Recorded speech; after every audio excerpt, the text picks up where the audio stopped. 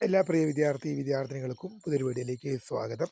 കാലിക്കറ്റ് യൂണിവേഴ്സിറ്റിയുടെ degree പ്രവേശനവുമായുള്ള spot അഡ്മിഷനുമായി ബന്ധപ്പെട്ടുള്ള നിരവധി വിവരങ്ങൾ ഒരുപാട് വിദ്യാർത്ഥികൾ നമ്മളോട് കമൻ്റ് അയച്ചും അല്ലാതെയൊക്കെ ചോദിച്ചിരുന്നു. അപ്പോൾ ഇതാ സ്പോട്ട് അഡ്മിഷനുമായി ബന്ധപ്പെട്ടുള്ള ഡേറ്റ് വന്നിരിക്കുന്നതാണ്.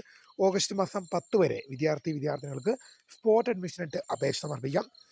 വിശദമായ വാർത്തയിലേക്ക് പോകുന്നതിന് മുമ്പ് ആദ്യമായിട്ട് ഈ ചാനൽ കാണുന്ന വിദ്യാർത്ഥിനികൾ തീർച്ചയായും മറക്കണ്ട സബ്സ്ക്രൈബ് ചെയ്ത് കൂടെ പ്രത്യേകം ശ്രദ്ധിക്കാം. സബ്സ്ക്രൈബ് ചെയ്തതിനൊപ്പം നോട്ടിഫിക്കേഷൻ ബെല്ലുകൾ ഓപ്ഷൻ എനേബിൾ ചെയ്യുക.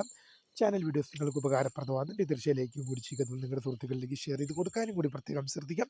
അതുപോലെ നമ്മുടെ ചാനലിൻ്റെ വാട്സപ്പ് ചാനലിൽ ജോയിൻ ചെയ്യാനുള്ള ലിങ്ക് നിങ്ങൾക്ക് വീഡിയോയ്ക്ക് നല്ല ഡിസ്ക്രിപ്ഷൻ ബോക്സിൽ നൽകുന്നതായിരിക്കും. അപ്പോൾ നമുക്ക് നേരെ വളരെ പ്രധാനമറിക്കുന്ന വാർത്തയിലേക്ക് തന്നെ കടക്കാം. കാലിക്കറ്റ് യൂണിവേഴ്സിറ്റിയുടെ ഡിഗ്രി പ്രവേശനവുമായി ബന്ധപ്പെട്ടുള്ള സ്പോട്ട് അഡ്മിഷനുമായി ബന്ധപ്പെട്ടുള്ള ഡീറ്റെയിൽസ് കുറച്ച് ദിവസങ്ങളായി വിദ്യാർത്ഥികൾ നമ്മളോട് ചോദിച്ചിട്ടുണ്ടായിരുന്നു. അപ്പോൾ സ്പോട്ട് അഡ്മിഷൻ വിദ്യാർത്ഥികൾക്ക് ഓഗസ്റ്റ് മാസം 10 വരെ നിങ്ങൾക്ക് സ്പോട്ട് അഡ്മിഷനായിട്ടുള്ള അപേക്ഷകൾ സമർപ്പിക്കാമെന്നുള്ള വിവരം ഓർത്തിരിക്കേണ്ടതാണ്. എങ്ങനെയാണ് സാധാരണഗതിയിൽ സ്പോട്ട് അഡ്മിഷൻ നടക്കുന്നത് എന്ന് ചോദിച്ചു കഴിഞ്ഞാൽ, സാധാരണഗതിയിൽ നമുക്ക് നമ്മുടെ അലോട്ട്മെൻറ്റിൻ്റെ പ്രിൻ്റ്, ആപ്ലിക്കേഷൻ്റെ പ്രിൻ്റ് അതാത് കോളേജുകളിൽ കൊണ്ടുപോയി നിക്ഷേപിക്കുകയാണ് സാധാരണഗതിയിൽ ഉള്ളത്. എന്നാൽ കണ്ണൂർ യൂണിവേഴ്സിറ്റി ഈ വർഷം സ്പോട്ട് അഡ്മിഷൻ നടത്തിയത് ഓൺലൈൻ ആയിട്ടായിരുന്നു അപേക്ഷകൾ ക്ഷണിച്ചത്.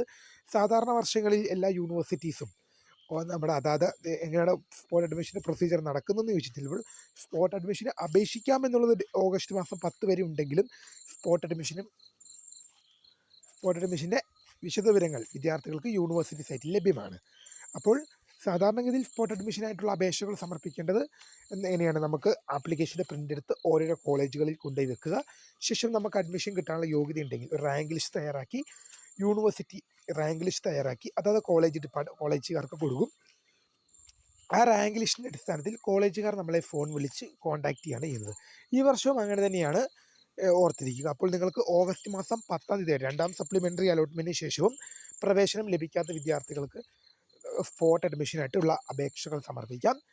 നിങ്ങൾ സ്പോട്ട് അഡ്മിഷനായി അപേക്ഷിക്കുമ്പോൾ പ്രധാനമായും ഒരു കാര്യം ശ്രദ്ധിക്കേണ്ടത്, നിങ്ങൾ വേക്കൻസി ലിസ്റ്റ് പരിശോധിക്കുകയും ഒഴിവുള്ള വേക്കൻസികളിലേക്ക് കൊടുക്കാൻ ശ്രദ്ധിക്കുക. ചിലപ്പോൾ നിങ്ങളുടെ അപേക്ഷയിലുള്ള ചില കോളേജുകളും കോഴ്സുകളും എടുത്തു മാറ്റേണ്ടതായിട്ട് വരും, ചില പുതിയ കോളേജുകളും കോഴ്സുകളും ആഡ് ചെയ്യേണ്ടതായിട്ട് വരും. അപ്പോൾ ഏറ്റവും അധികം നമുക്ക് പ്രവേശനം ലഭിക്കാൻ ഏറ്റവും അധികം ശ്രദ്ധിക്കേണ്ടതായ ഒരു കാര്യം എന്ന് പറയുന്നത് എന്ത് തന്നെയാണ്? നിങ്ങൾ സ്പോട്ട് അഡ്മിഷൻ അപേക്ഷിക്കുമ്പോൾ വേക്കൻസി ലിസ്റ്റ് പരിശോധിക്കും. വേക്കൻസി ലിസ്റ്റ് പ്രകാരമുള്ള കോളേജുകളിലേക്കും വേക്കൻസി ലിസ്റ്റ് പ്രകാരമുള്ള കോഴ്സുകളിലേക്കും കൊടുത്തു കഴിഞ്ഞാൽ കിട്ടാനുള്ള സാധ്യത വളരെ കൂടുതലായിരിക്കും. പല വിദ്യാർത്ഥികളും കുറേ കമൻ്റ് അയച്ചും അല്ലാതെയൊക്കെ ചോദിച്ച സംശയമാണ്, സർ ഗവൺമെൻറ് കോളേജിൽ സീറ്റ് ലഭിക്കുന്നില്ല, സെൽഫ് ഫിനാൻസ് കോളേജുകളിൽ അഡ്മിഷൻ എടുക്കാൻ പറ്റുമോ എന്നുള്ളത്. തീർച്ചയായും സെൽഫ് ഫിനാൻസ് കോളേജുകളിലും അഡ്മിഷൻ എടുക്കാൻ പറ്റുന്നതായിരിക്കും. പക്ഷെ ഞാൻ ഒരു കാര്യം വിദ്യാർത്ഥിയോട് പറയാൻ ആഗ്രഹിക്കുന്നത്, ആദ്യം മാക്സിമം ഗവൺമെൻറ് കോളേജിൽ കിട്ടുമോ എന്ന് നോക്കുക. ഞാൻ ഈ വീഡിയോ സെൽഫ് ഫിനാൻസ് കോളേജുകാരെ കുറ്റം പറഞ്ഞുകൊണ്ട് ചെയ്യുന്ന വീഡിയോ ഒന്നുമല്ല. എൻ്റെ പേഴ്സണലി, ഞാൻ സ്കറിയ ജോൺ, എൻ്റെ വ്യക്തിപരമായ അഭിപ്രായം മാത്രമേ പറയുന്നുള്ളൂ. ആദ്യം മാക്സിമം ഗവൺമെൻറ് കോളേജിൽ അല്ലെങ്കിൽ ഒരു എയ്ഡഡ് കോളേജിൽ കിട്ടുമോ എന്നുള്ളത് മാക്സിമം നോക്കുക. എന്നിട്ടും കിട്ടുന്നില്ലെങ്കിൽ മാത്രം സെൽഫ് ഫിനാൻസ് കോളേജിലേക്ക് പോവുക എന്നാണ് എൻ്റെ ഒരു അഭിപ്രായം. അപ്പോൾ പല വിദ്യാർത്ഥികൾക്കും ഉണ്ടാകുന്ന സംശയമാണ്, എല്ലാ അലോട്ട്മെൻറ്റ് കഴിയുമ്പോഴത്തേക്കും സെൽഫ് ഫിനാൻസ് കോളേജിലെ സീറ്റ് ഫില്ലാവില്ലേ എന്നുള്ളത്. പ്രിയ വിദ്യാർത്ഥികൾ മനസ്സിലാക്കേണ്ട കാര്യമെന്ന് പറയുന്നത്, അഡ്മിഷൻ ക്ലോസ് ആകുന്ന ഡേറ്റ് വരെ നിങ്ങളുടെ യൂണിവേഴ്സിറ്റിയുടെ ക്ലോസിംഗ് ഓഫ് അഡ്മിഷൻ എന്ന് പറഞ്ഞൊരു ഡേറ്റ് ഉണ്ട്. അതിപ്പോൾ നിലവിൽ ഓഗസ്റ്റ് മാസം 30 തീയതിയാണ് വെച്ചിരിക്കുന്നത്. അപ്പോൾ ഈ അഡ്മിഷൻ ക്ലോസ് ആകുന്ന ഡേറ്റ് വരെ നിങ്ങൾക്ക് എന്ത് ചെയ്യാം? സെൽഫ് ഫിനാൻസ് കോളേജിൽ പ്രവേശനം നേടാം. അഡ്മിഷൻ ക്ലോസ് ആകുന്ന ഡേറ്റ്, അത് സാധാരണഗതിയിൽ ചില വർഷങ്ങളിലൊക്കെ സെപ്റ്റംബർ വരെ നീട്ടിക്കൊണ്ട് പോകാറുമുണ്ടെന്നുള്ളത് വാസ്തവം തന്നെയാണ്. അപ്പോൾ ഈ അഡ്മിഷൻ ക്ലോസ് ആകുന്ന ഡേറ്റ് വരെ നിങ്ങൾക്ക് എന്ത് ചെയ്യാം? സെൽഫ് ഫിനാൻസ് കോളേജുകളിൽ പ്രവേശനം നേടാം. എന്നോട് ഒരുപാട് വിദ്യാർത്ഥികൾ നേരത്തെ കമൻ്റ് അയച്ചും അല്ലാതെയൊക്കെ ചോദിച്ചിരുന്നു, സാർ ഇപ്പോഴേ ഞാൻ പോയി സെൽഫ് ഫിനാൻസിൽ എടുക്കുകയാണ്, എനിക്ക് ഗവൺമെൻറ്റിലൊന്നും കിട്ടില്ലെന്ന്. ഞാൻ ആ വിദ്യാർത്ഥികളോട് മാക്സിമം പറഞ്ഞത്, നിങ്ങൾക്ക് ഇഷ്ടമെങ്കിൽ സെൽഫ് ഫിനാൻസിൽ പോയിക്കോളൂ, നിങ്ങളുടെ ചോയ്സാണ്. ഞാൻ ഒരു കാര്യം പറഞ്ഞത്, നിങ്ങൾ മാക്സിമം ഗവൺമെൻറ്റിൽ കിട്ടുമെന്ന് നോക്കുക, സ്പോട്ട് വരെ ശ്രമിച്ച് നോക്കുക. അത് പ്രധാനമായിട്ടും പറയാൻ കാരണം, ഞാനിപ്പോൾ കഴിഞ്ഞ വർഷം 2024 ഒരു ഡിഗ്രി വിദ്യാർത്ഥിയാണ്. എനിക്ക് അലോട്ട്മെൻറ്റ് കിട്ടുന്നത് സ്പോട്ട് അഡ്മിഷനിലാണ്, എനിക്ക് ഗവൺമെൻറ് കോളേജിൽ കിട്ടുന്നത് സ്പോട്ട് അഡ്മിഷനിലാണ്. അതുകൊണ്ടാണ് ഞാൻ പറഞ്ഞത്, മാക്സിമം ഗവൺമെൻറ് കിട്ടുമോ നോക്കുക. ഇല്ലെങ്കിൽ മാത്രം നിങ്ങൾക്ക് ഡിഗ്രി പഠിക്കാൻ ആഗ്രഹമുണ്ടെങ്കിൽ നിങ്ങൾ സെൽഫ് ഫിനാൻസ് കോളേജിനെ ചൂസ് ചെയ്യുക. മാക്സിമം പരമാവധി ഗവൺമെൻറ്റിൽ കിട്ടുമോ എന്ന് നോക്കുക.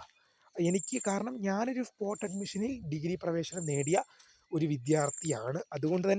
അതുകൊണ്ടാണ് ഞാൻ മാക്സിമം പറയുന്നത് നിങ്ങൾ ഗവൺമെൻറ്റിൽ കിട്ടുമോ എന്ന് നോക്കുക.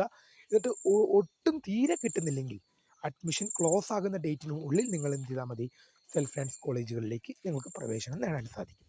തീർച്ചയായും ഓഗസ്റ്റ് മാസം 10-ാം തീയതി വരെ നിങ്ങൾക്ക് സ്പോട്ട് അഡ്മിഷനുള്ള അപേക്ഷകൾ സമർപ്പിക്കാം. വീഡിയോ ഇഷ്ടപ്പെട്ടാൽ ലൈക്ക് ചെയ്യുക, സബ്സ്ക്രൈബ് ചെയ്യുക. അപ്പോൾ my name is Krita, founder of career guidance. Thanks for watching. By.